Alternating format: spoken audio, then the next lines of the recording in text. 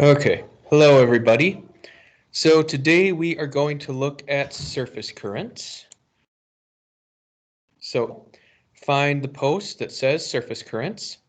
We have the link to the reading. We have my email you can send your assignments to. And we have the practice questions. So let's get into this. So,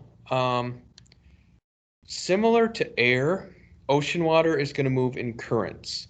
So in this case, a current is going to be a stream of moving water that flows through the ocean.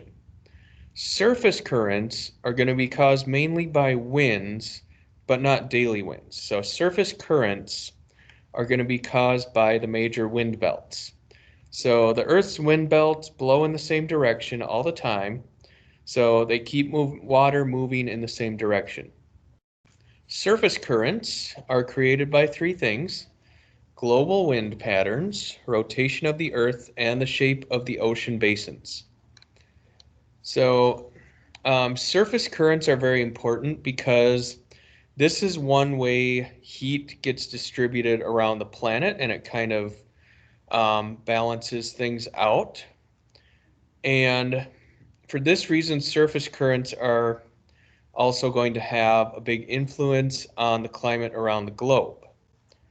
So winds on Earth are either going to be global or local, and the global winds are going to always be blowing in the same directions. So we know that wind is created when you get more sun in one area than another.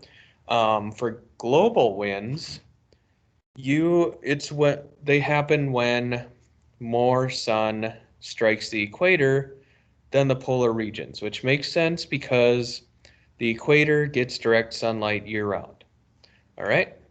The major wind belts are going to push the water in the surface currents in the following directions. So the trade winds are going to move from east to west. Um, so it moves the water currents from east to west. The westerlies is west to east, so the water currents move west to east. Polar easterlies move from east to west, so the water currents are going to go from east to west.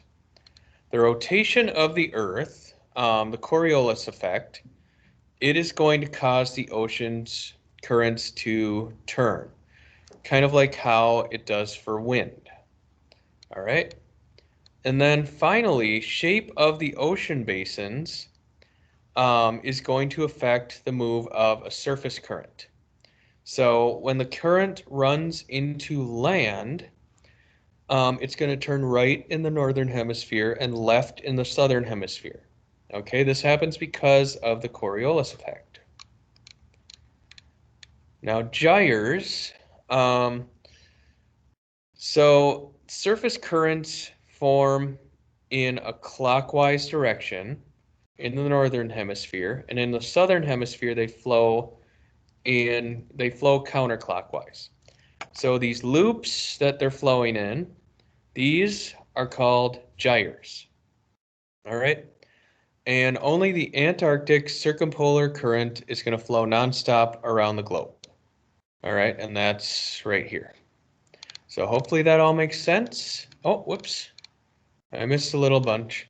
Currents are going to also be found along shorelines, and these ones are local. So two are longshore currents and rip currents. So rip currents are dangerous. They move large amounts of water offshore quickly. So those are the ones that you don't want to get caught in. All right. So hopefully that makes sense. Make sure you finish your questions and turn them into me.